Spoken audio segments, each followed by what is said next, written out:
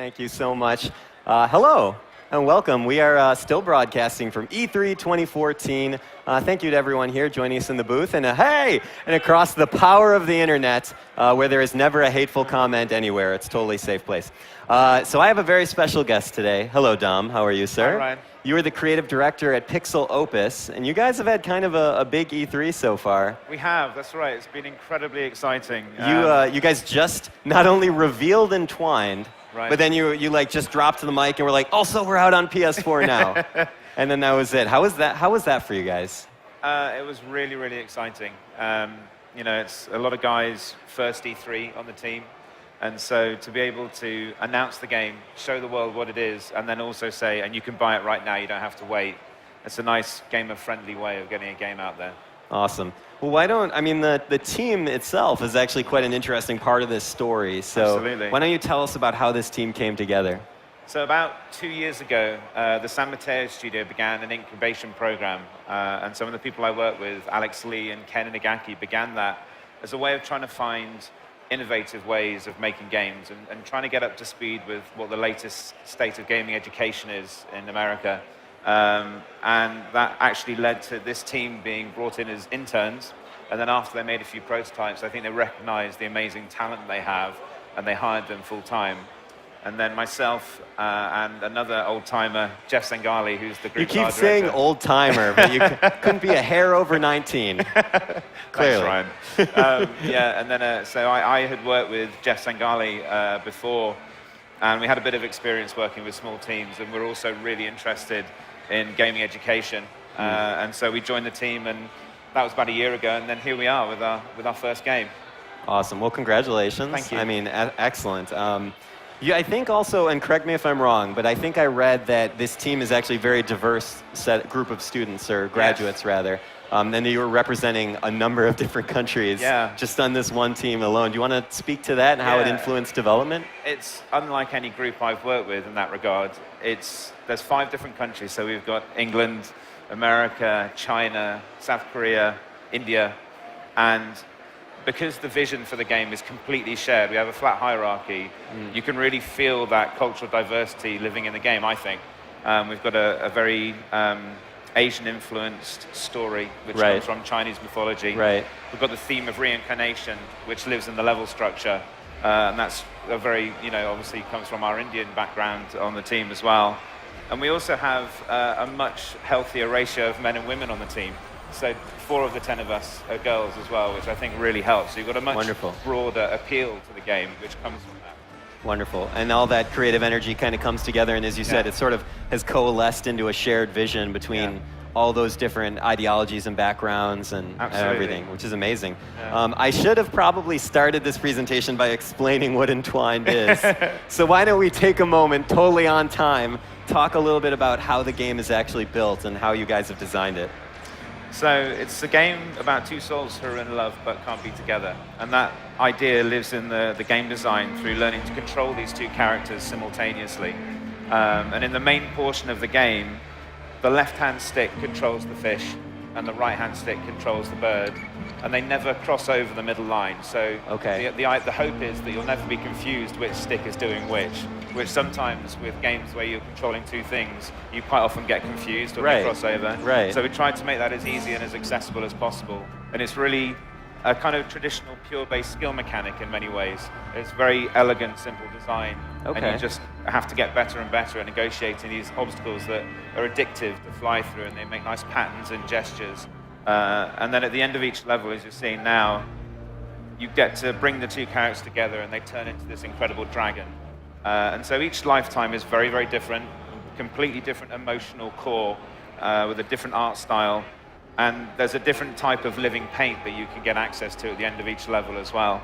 And so we're really hoping that PS4 players enjoy making their own aerial sculptures and then sharing them through the share button, which is a great thing to be able to do. Beautiful. As well.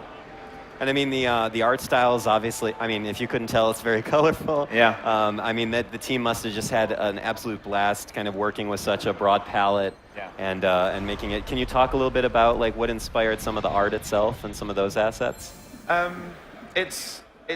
game itself is very abstract.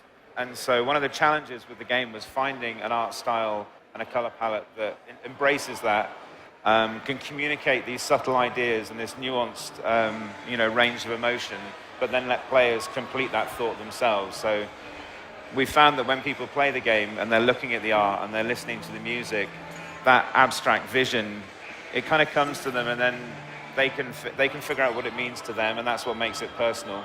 And that, I mean, that's the good thing about abstraction as well. You don't have to be too specific. You don't have to force feed people what the level is meant to feel like.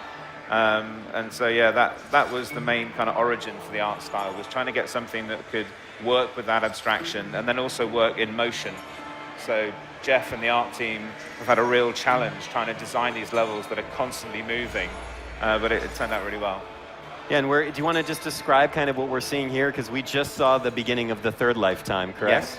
Okay, awesome. And this is kind of would this be typical? I haven't played the game yet. Yeah. I apologize. No, it's okay. Forgive me, please. But yeah, tell us about how kind of this lifetime is set up and how maybe it compares to some of the other ones. This lifetime is about loneliness, which is why there's an ice feeling to it. It's cold.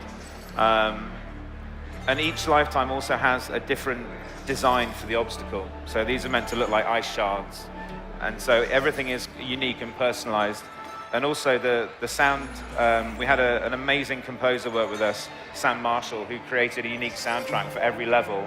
And our sound designer, Greg, also went in and made sure that each time you go through these obstacles, there's a unique sound effect created and a note in there that lets you feel like you're contributing to the soundtrack as well, which helps the immersion. And each one is completely different, so you have that variety as you play through all the levels too. It's beautiful. I'm just like mesmerized. I'll just spend the rest of the show staring down at the monitor at our feet. What, to you personally, what speaks to you strongest about this game? Speaks to me? Yeah. Well, I mean, my perspective is different because I was part of making it. So the most important thing about making this game was having a small team and finding a way to genuinely share that vision between every single person on the team. And so it's been a really collaborative experience. Everyone can point to something in this game that they did and they're part of owning in a way.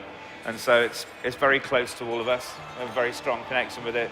And yeah, it's a really emotional experience getting out there as well. No, absolutely. I mean, I couldn't imagine when you reveal this game on such a huge stage and it gets a great reaction, and then people can actually just play it that night, which still shocked me, by the way.